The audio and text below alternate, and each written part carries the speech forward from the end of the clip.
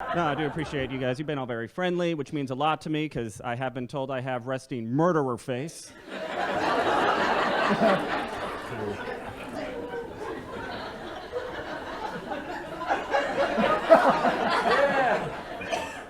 It's okay, I know what to do. See, I've been smiling more to put people at ease, so,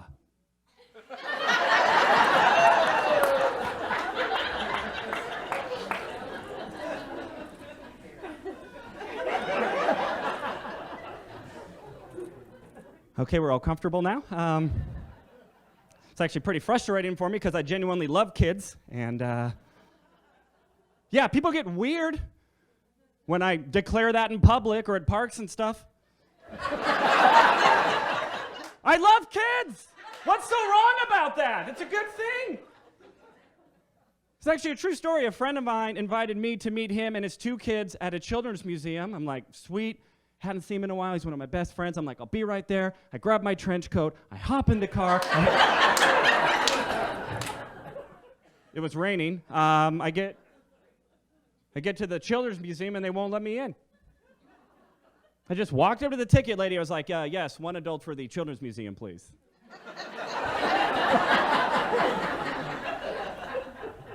She goes, sir, this is a museum for children. I'm like, yeah, I know. I'm here to meet some kids. Then she goes, sir, I'm sorry, but you have to be a parent or a guardian. I'm like, well, sometimes they call me uncle.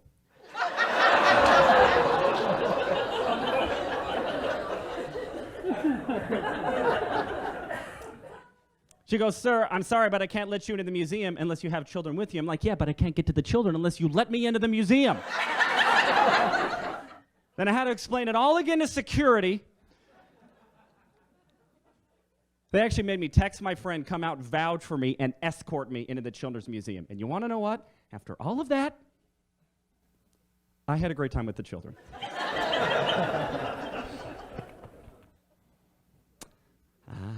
So I am from Hollywood. It's nice being in Arizona, back around people with realistic life expectations. It's very nice.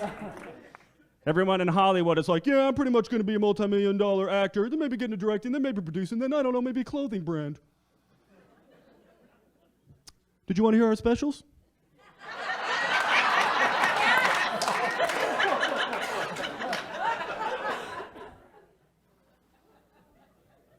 Guess I'm no different. I recently got into acting because I have a wide emotional range, and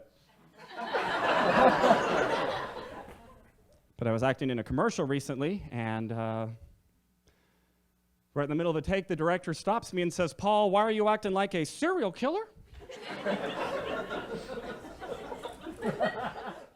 I wasn't.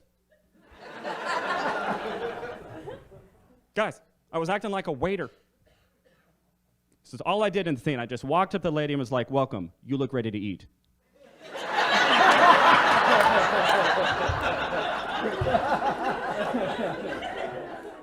I went method and everything. It's a mean thing to say to someone, you know? That's like saying, hey, Paul, quit acting like someone who's killed more than once. Oh, I looked it up. According to the FBI, you have to kill at least 3 people to be considered a serial killer. So, you know, I could still kill 2. And I'd be acting like a regular killer.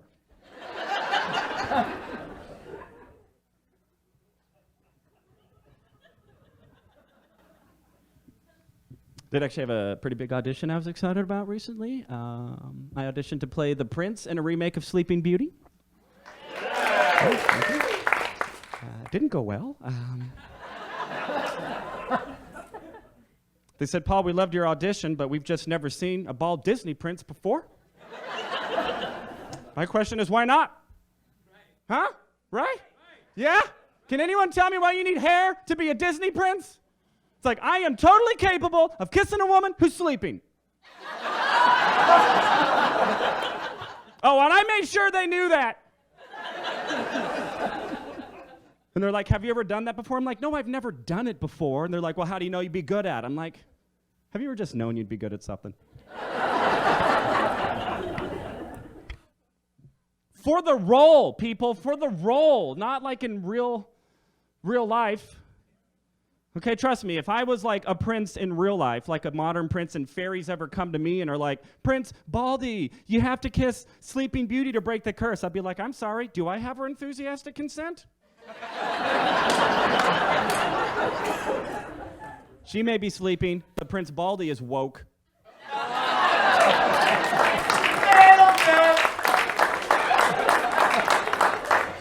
You know, how hard would it be to have a movie with a bald Disney prince, you know?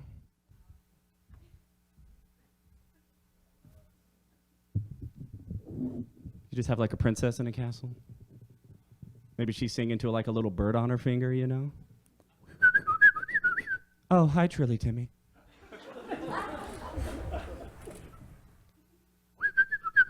Oh, I'm just sad because every prince in the land has beautiful, long, thick, flowing hair.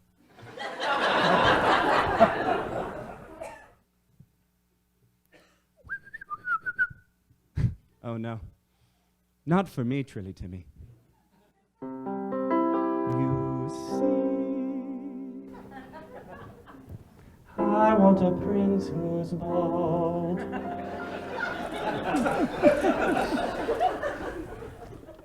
I want a prince whose scalp has seen it all. If a prince such as this should give me a kiss, my life would be such bliss. La la la la la.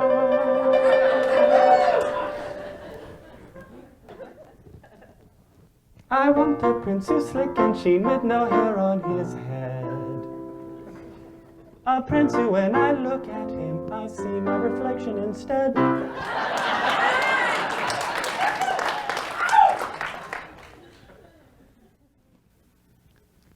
These are just ideas.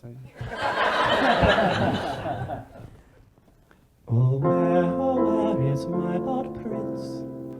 I feel him in my heart.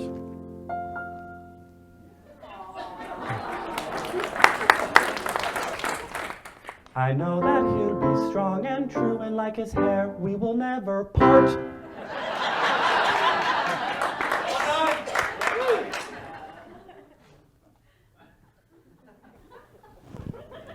I know a prince with a smooth bald head will always treat me better. He'll love me true and never leave, 'cause he knows deep down I settled. All right, I'll scratch that line. I'm spitballing here. I know he'll come through every obstacle. He'll love me true with every broken follicle. Oh, I want the prince who's bald, la la la. I don't know, something like that.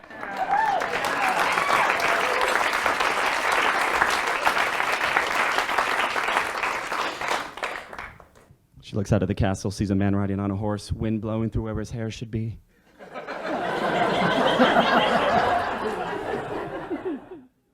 Who's that, Trilly Timmy? Prince Al? Oh, Prince Al Opisha.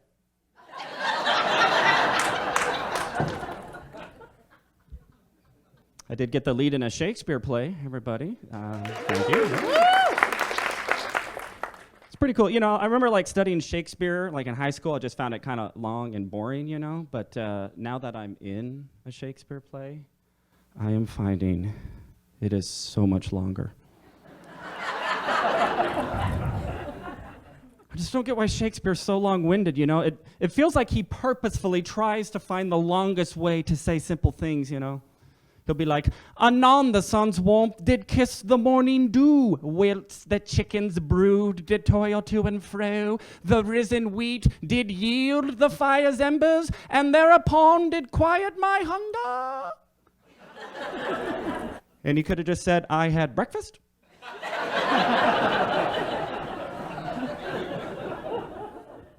Just don't get why he's so long-winded, you know? It's like Hamlet is a 4-hour play just to tell the story of a prince whose uncle murdered his father and takes over the kingdom.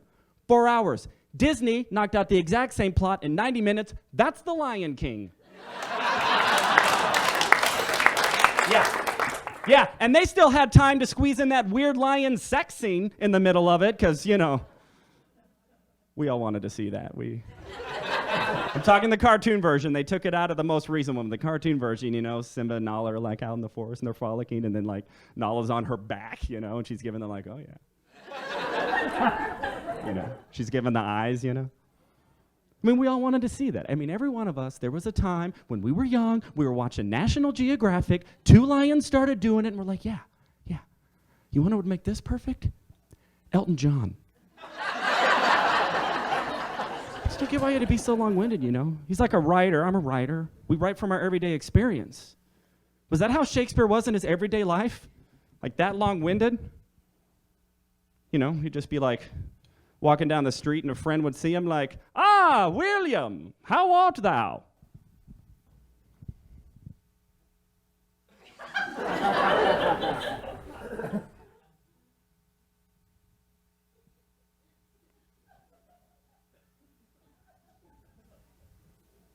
I have of late, but wherefore I know not, lost all my mirth. Foregone all custom of exercises, and indeed it goes so heavily with my disposition that this goodly frame, the earth, seems to me a sterile promontory. This most excellent canopy, the air, look you, this brave o'erhanging firmament, this majestical roof fretted with golden fire, why it appears no other thing to me than a foul and pestilent congregation of vapors.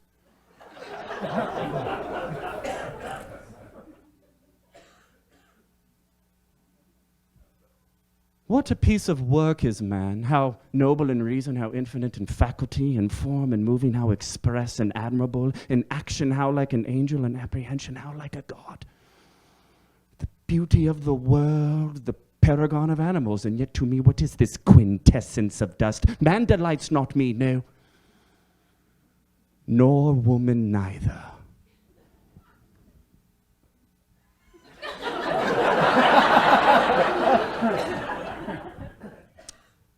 Well, good luck with that, William. I must be on my way. Nope, that deserves a round of applause. Your instincts were right.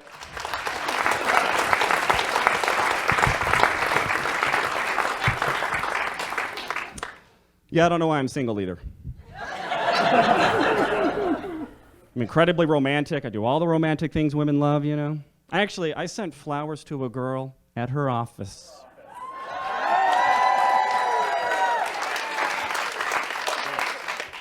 And you want to know what made it extra romantic? She never even told me where she worked.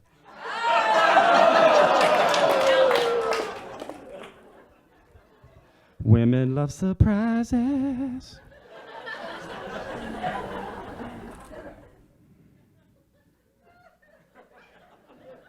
Which is all the more confusing when she gets the flower. She texts me and she says, "Sorry, Paul, not interested. Good luck."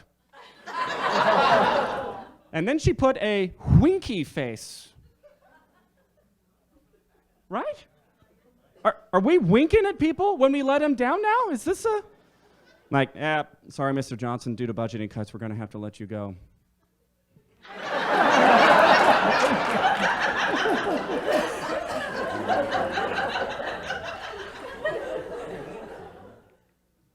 I mean, we live in the age of emoticons, right? There's an emoticon for that. It's the sympathy emoticon. You know this one? Looks like this. You got to be honest, I don't think I've ever seen anybody with lips at that angle before. If someone made that face, I don't think it'd be like, "Hey, thanks for being sympathetic." I think I'd be like, "Dude, did you have a stroke?" Because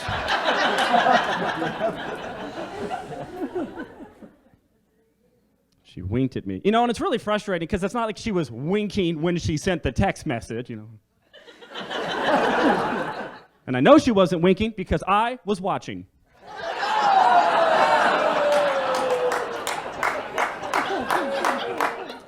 That's the key to romance, gentlemen. You don't leave it up to chance.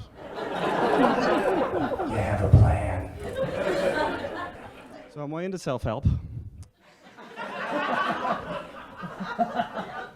I do it all. I do all the seminars, I read all the books, and I can say after a concerted effort, like 10 years of being involved in the self-help, I am not any better.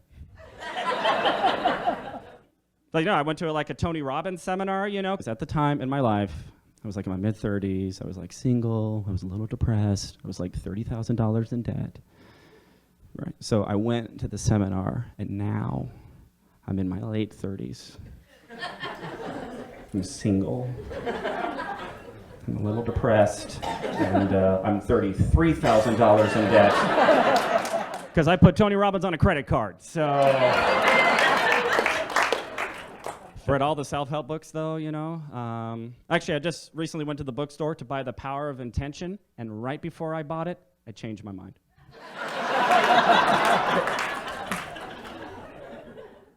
Oh, I almost bought Think and Grow Rich, but then I thought about it. I didn't, and I was instantly $15 richer. Oh, I did buy The Power of Vulnerability, and I read that book, and I got to tell you something about the power of vulnerability.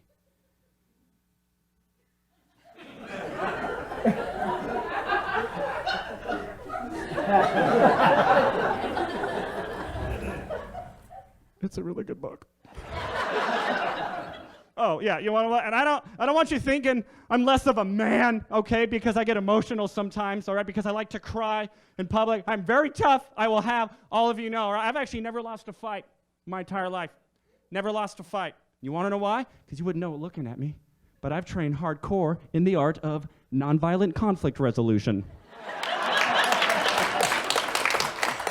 Oh, what's that, bro? Oh, yeah, you want to come at me? You want to come at me, bro? You want to throw some fists? Wait till I hit you back with an empathetic I feel statement.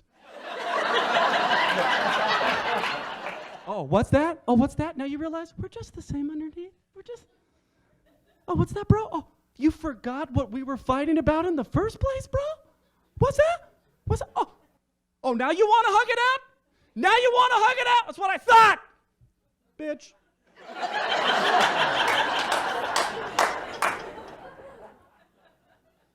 You get in a fight with Paul Green, I make sure everybody wins.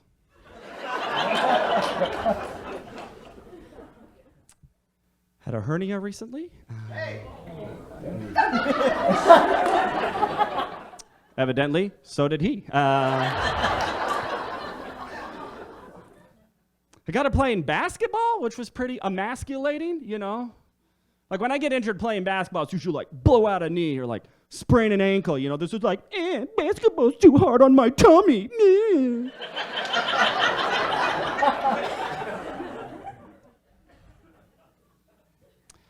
So I had to go to the urgent care that night. I feel like that title's a little misleading for what actually goes on inside of an urgent care. So they assigned me to a surgeon. They claimed to be the most advanced hernia, like technologically advanced surgical center in the country, this hernia center I went to. Yet 10 minutes before my surgery, the surgeon walks in and says, "And what side is the hernia on?"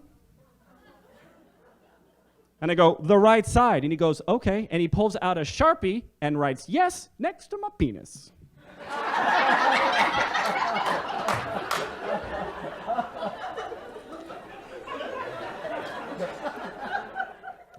I was a little concerned at first, but then I actually felt pretty good because the last time someone saw my penis, the answer was no.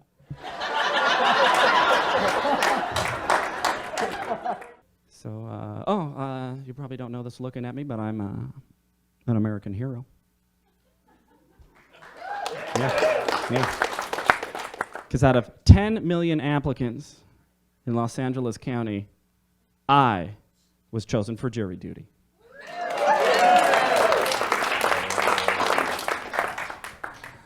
They could have chosen anyone. So when I get to the court where all the jurors are standing outside of the courtroom on that first day, and there was a very attractive lady right here, and I'm like, well, while we're here, maybe this calls for some flirtatious court humor, and so I was just like, say a little joke, a little flirtation, so I just leaned over and I said, why don't you say you and I give this guy the death penalty? So she just looks straight ahead, doesn't respond to me at all, and then just walks away. And I'm like, probably not the best joke, but I thought it was at least worthy of a laugh or a chuckle, like, nothing.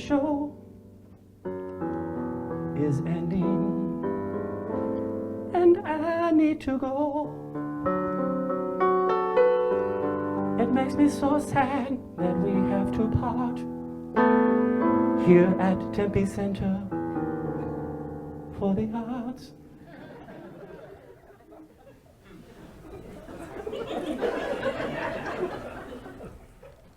I could say I had a good time. All these people yelling punchlines that they think should be mine.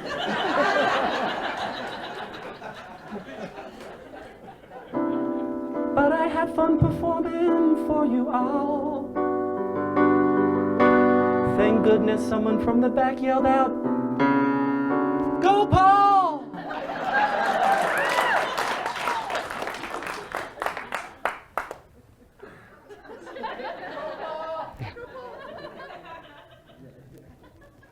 But now I have to leave and travel far. Na na na na na na na na na. Na na na na na na na na na na na na na na na.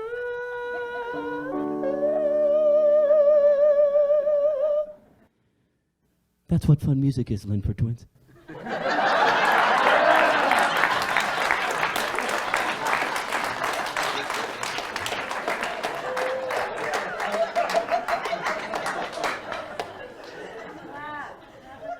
But before I go and get in my car, how about we all sing my favorite song that also contains na na?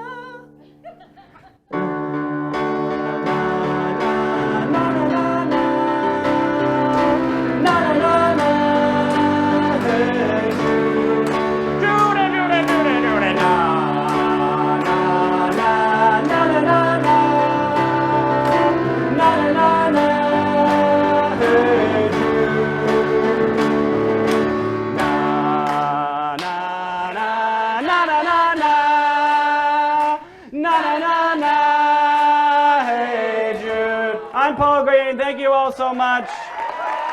Thank you. Thank you.